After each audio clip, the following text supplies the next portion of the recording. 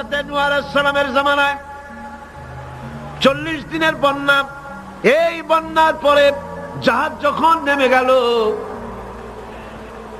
তখন তিনি মনে মনে ভাবলেন, আমি তো জোড়ায় জোড়ায় করে সমস্ত প্রাণীগুলি আর মানুষগুলি, কিছু কিছু মানুষ যারা ঈমান এনেছিল তাদের জাহাজে উঠাইছে, কিন্তু একটি বুড়ি আমার উপর ঈমান এনেছিল আর আমি তার ওয়াদা করেছিলাম সাথে করে নিয়ে যাব, আমি তো তার কথা ভুলে গিয়েছি। অনুশোচনা এলো। জাহাজ থেকে নেমে চতুর্দিকে লক্ষ্য করলেন, মানুষ নাই, জনপদ নাই, সব শেষ হয়ে গেছে। পাহাড় পর্বত কাত হয়ে পড়েছে, বিল্ডিং গুলি শেষ হয়ে গিয়েছে, কোন জনপদে কোনো প্রাণী নাই, প্রাণী বলতে কিছুই নাই। হঠাৎ দূরে দেখতেন একটা কুড়ে ঘরের মতো দেখা যায়। ভাবলেন, এত বড় বন্যার ভিতরে কুড়ে ঘর কেমনে থাকলো? আস্তে করে হেঁটে গেলেন কুড়ে ঘরের কাছে। ভেতরে মানুষ আছে বলে মনে হলো। বাইরের থেকে প্রশ্ন করলেন, ভিতরে কে? জবাব এলো, আমি এই ঘরের মালিক, আমি এক বুড়ি বিধবা এক মহিলা, আপনি কে? তিনি বললেন, আমি হচ্ছি এই জামানার পয়গম্বর হযরত নূহ আলাইহিস সালাম। বুড়ি বলছেন, আমারও ধারণা তাই, আপনি আমাকে ওয়াদা করেছিলেন বন্যা হলে পরে, বন্যার আভাস যখন আপনি পাবেন আমাকে আপনি সাথে করে জাহাজে উঠায় নিয়ে দিবেন। আমার মনে হয় বন্যা কবে হবে সেই খবর দেওয়ার জন্য আপনি এসেছেন। হযরত নূহ আলাইহিস সালাম সিজদায় পড়ে কাঁদতে লাগলেন, বললেন, রব্বুল আলামিন, তোমার কুদরত বোঝার ক্ষমতা আমার নাই। 40 দিন পর্যন্ত পানির ভিতরে মানুষ কেমনে জীবিত রইল? আল্লাহ পাক শোনালেন, রোহরে বিপদ যখন এলো, তুমি তোমার উম্মতকে ভুলে যেতে পেরেছো, ভুলে গিয়েছো, কিন্তু আমি রব্বুল আলামিন রহমানুর রহিম, আমি আমার বান্দিরে ভুলি নাই। পানির স্রষ্টা আল্লাহ, পানির ভিতরে তিনি বাঁচাতে পারেন, আবার তিনি আগুনের ভিতরে বাঁচাতে পারেন, সব কিছু করতে পারেন। সমস্ত ক্ষমতা আল্লাহ পাকের। সমস্ত ক্ষমতা কার? আরো জোরে বলেন, কার? আল্লাহ পাক বলেন, এভাবে করে আমি আকাশ সৃষ্টি করেছি, জমিন সৃষ্টি করেছি, বৃষ্টি দিয়েছি আর চন্দ্র সূর্য তৈরি করেছি, তারপরে আমি তোমাদেরকে নিয়ামত দিয়ে ভরে দিয়েছি। ওয়া ইন তাউদ্দু নি'মাতাল্লাহি লা তুহসুহা। আমার নিয়ামত যদি গণনা করো, গুনে গুনে আমার নিয়ামত শেষ করতে পারবে না। সুবহানাল্লাহ। হাদা খালকুল্লাহি ফাআরুনি মাযা খালাকাল্লাযীনা মিন দুনি। এ হচ্ছে আল্লাহর সৃষ্টি, আর আল্লাহ বাদে অন্যরা কি সৃষ্টি করেছে দেখাও। যদি ক্ষমতা থাকে দেখাও কি সৃষ্টি করেছে অন্যরা। আছে কিছু? আছে কিছু? সমস্ত সৃষ্টির মালিক কে? আরো জোরে বলেন, কে? সব কিছুর স্রষ্টা হচ্ছেন আল্লাহ পাক। ওই আকাশের মালিক কে? চিল্লায় বলেন জোরে সোরে, আকাশের মালিক কে? বাতাসের মালিক কে? চন্দ্র সূর্যের মালিক কে? পৃথিবীর মালিক কে? গোটা সৃষ্টি জগতের মালিক কে? সবকিছুর মালিক যিনি, তিনি বলছেন এগুলি সব আমি সৃষ্টি করেছি। ফারুনি মাযা খালাকাল্লাযীনা মিন দুনি। আমি ছাড়া অন্যরা কে কি তৈরি করেছে দেখাও। আল্লাহ রাব্বুল আলামিন এভাবে করে মানুষের জন্য সব কিছু সৃষ্টি করেছেন। তার খাবারের ব্যবস্থা করেছেন, পড়ার ব্যবস্থা করেছেন, গাছপালা তৈরি করেছেন, পানি তৈরি করেছেন, সব ব্যবস্থা করে দিয়েছেন। এমনকি শীতকালে পিঠা খাবেন, রসের ব্যবস্থাও করে দিয়েছেন। চট্টগ্রামের রস আছে না? কি গাছের রস? খেজুর গাছের রস। এই খেজুর গাছের গোড়া খুঁজতে খুঁজতে 5 মাইল নিচেও যদি চলে যান, খেজুর গাছের মাথায় যেমন রস পাওয়া যায়, খেজুর গাছের 5 মাইল নিচে কি ওরকম এক ফোঁটা পানি পাওয়া যাবে?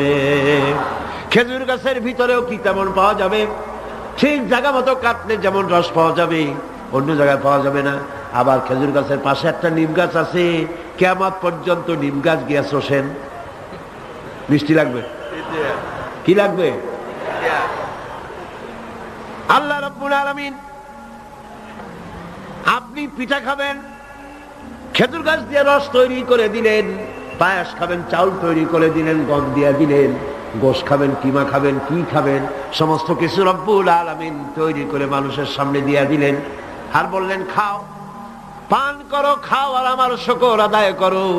মাঝে মধ্যে পড়ো আলহামদুলিল্লাহি রাব্বিল আলামিন। এই যে ঠান্ডায় গোটা পৃথিবী, এখনো ঠান্ডা শুরু হয়নি। এই ঠান্ডা শুরু না হওয়ার কারণ আমরা, এটা কারণ কারা? আমরাই। গ্লোবাল ক্লাইমেটের চেঞ্জ এসেছে, গোটা দুনিয়া আবহাওয়ার পরিবর্তন হয়ে গিয়েছে। শীতের সময় শীত নাই, গরমের সময় গরম নাই। এটা কি খুব ভালো?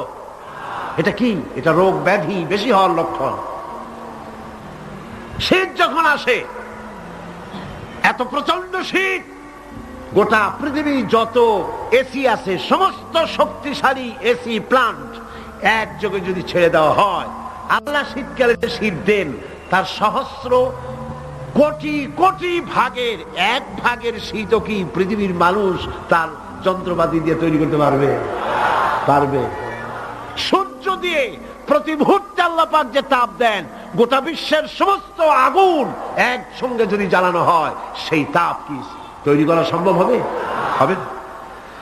আল্লাহ রাব্বুল আলামিন মানুষের কল্যাণের জন্য মানুষের যা কিছু প্রয়োজন সবকিছু একটা একটা করে এভাবে তৈরি করে মানুষের সামনে সবকিছু দিয়ে দিয়েছেন এবং প্রয়োজন মিটিয়ে দিয়েছেন। যা প্রয়োজন তা তিনি মিটিয়ে দিয়েছেন। আমাদের দেশে, আমার দেশের বাঘ, আমার দেশের হরিণ, আমার দেশের কুকুর, তাদের গায়ে তারা যে ধরনের ইউরোপ আমেরিকার শীত প্রধান দেশের পশুগুলি এরকমের না। তার মানে হলো আমার দেশ শীত প্রধান নয়, ছোট্ট ছোট্ট পশম হলে চলে, কিন্তু শীত প্রধান দেশের কুকুরগুলি, বাঘ এবং সিংহ যেগুলি জঙ্গলে থাকে, তাদের গায়ে এমন লম্বা লম্বা পশম দিয়ে আল্লাহ চামড়া বানায় দিয়েছেন, যা দিয়ে তার সম্পূর্ণ শরীরটা ঢেকে যেতেছে। স্থায়ী কম্বলের ব্যবস্থা রব্বুল আলামিন করে দিয়েছেন। কে দিয়েছেন? আল্লাহ পাক দিয়েছেন। এবং সেই চামড়া দিয়ে, সে চামড়া যেন আপনি ব্যবহার করতে পারেন, সেজন্য আল্লাহ পাক আপনার জন্য সুন্দর করে সেই চামড়া দিয়ে কাপড় চোপড় তৈরি করার, জামা ব্যবহার করার সব ব্যবস্থা আল্লাহ করে দিয়েছে। কম্বল তৈরি করার ব্যবস্থা করে দিয়েছে। আল্লাহ পাক যা খুশি তাই করতে পারেন। কোরআন বলতেছে ফাআলুন লিমা ইউরিদ, যা খুশি তাই তিনি করেন। লা ইউসআলু আম্মা ইয়াফআলু ওয়া হুম ইউসআলুন, তিনি যা করেন সেজন্য কারো কাছে তাকে কৈফিয়ত দিতে হয় না, বরং গোটা বিশ্ব আল্লাহর কাছে কৈফিয়ত দিতে বাধ্য। সমস্ত বিশ্ব কৈফিয়ত দিতে কার কাছে বাধ্য? আল্লাহ পাকের কাছে কৈফিয়ত দিতে বাধ্য। প্রচন্ড শক্তির মালিক। মানুষেরা বোঝে না, ক্ষমতা যখন আসে তখন চতুর্দিকে দেখে ক্ষমতার ক্ষমতা, কি যে করবে দিশা করতে পারে না। সারা জীবন ক্ষমতায় টিকে থাকার জন্য সর্বাত্মক প্রচেষ্টা চালায়।